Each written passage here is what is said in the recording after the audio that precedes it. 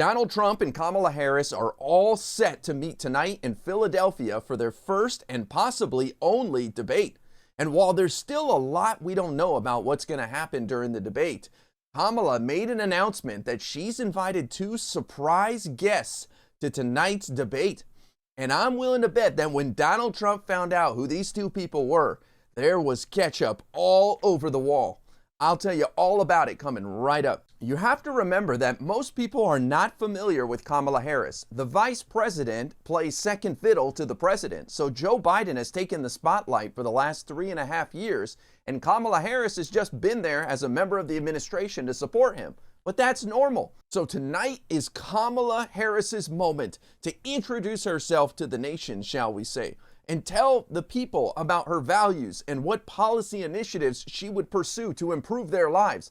I think she has a lot of opportunity tonight to win over people. But weeks before tonight's debate, Kamala Harris decided to separate herself from Joe Biden by challenging Donald Trump to allow for the microphones to be unmuted during the entire debate. It was a brilliant strategy because her reasoning was, let's be as transparent as possible. And what excuse could Trump come up with to try to keep the microphones muted? The only reason he'd want to do that is because it worked well for him in the debate versus Joe Biden. But there's no guarantee that having his microphone muted will be advantageous for him in the debate versus Kamala. That being said, they finally agreed to go by the rules that were used in the June debate on CNN, which means the microphones will be muted while the person isn't talking. But the Harris campaign was told that the microphones could be unmuted under certain conditions. Listen to this excerpt from a CBS News article about the debate rules for tonight. The Harris campaign also told CBS News that it was offered assurances that the microphones may be unmuted if there is significant crosstalk between the candidates. A candidate who constantly interrupts their opponent will be warned by the moderator, and their comments may be relayed to the audience. And if the microphones don't pick up the exchanges, a group of reporters who will be in the room would be able to report anything noteworthy. So that's definitely interesting, and I have a feeling there'll be some noteworthy things reported.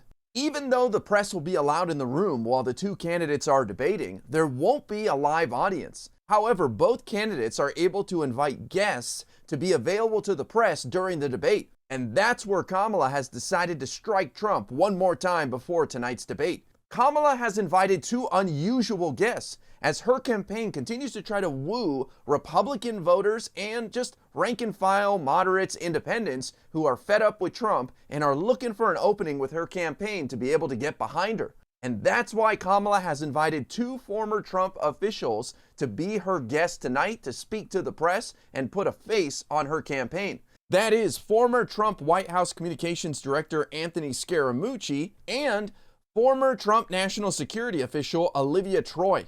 This is all part of a move by the Harris campaign to allow for people who know Donald Trump well to speak about how terrible of a person he is and how bad he would be for our country if he were to become president once again. As a former communications director, Anthony Scaramucci is the definition of media savvy. This guy has spent the last couple of years attacking Donald Trump on all the major networks, so he will be quite the asset for the Harris campaign when he is in the press room tonight. Here he is on a recent CNN appearance where he talked about the predicament that Donald Trump is in. He's shotgunning out statements and words. The conservatives in his party are calling him up saying you can't do that. Many of these pro-life conservatives will not come out to vote for you. You have a low ceiling at 47.5%. You've never been able to punch through that. You need every one of these votes. And so he equivocates and goes back out there and says what he said today. But he's in trouble. He knows it. And the interesting conversation you guys are having before the break, it's going to be very hard for women, even conservative women, to give up their reproductive freedoms to J.D. Vance and Donald Trump. And he knows that. He's got very good political instincts. And so this is a vexing problem for him right now. And former Trump National Security official Olivia Troy has been just as outspoken about Donald Trump. Here she is at the DNC speaking about how terrible Donald Trump is. I saw how Donald Trump undermined our intelligence community, our military leaders, and ultimately our democratic process. Now, he's doing it again. Lying, and laying the groundwork to undermine this election. It's his MO to sow doubt and division. That's what Trump wants because it's the only way he wins.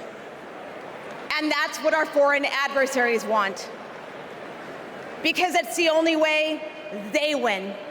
So to my fellow Republicans, you aren't voting for a Democrat.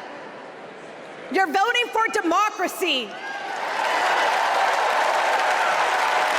You aren't betraying our party. You're standing up for our country. Thank you. Again, it's no accident that Kamala Harris is inviting these two high-profile Republicans in order to represent the campaign in the press room. They want to speak to Republicans and people that are disaffected Trump supporters that cannot stomach voting for this guy anymore. The Kamala Harris campaign is trying to win over those Nikki Haley voters. These are the 1 in 5 GOP voters who voted for Nikki Haley earlier this year in the GOP primaries. Those people are still not happy with Donald Trump, and Kamala Harris wants to show them that there's room for them within our coalition. You don't have to be scared of the Democratic Party. So putting people out there like Anthony Scaramucci and Olivia Troy is fantastic to let them speak to that audience. Who better than fellow Republicans?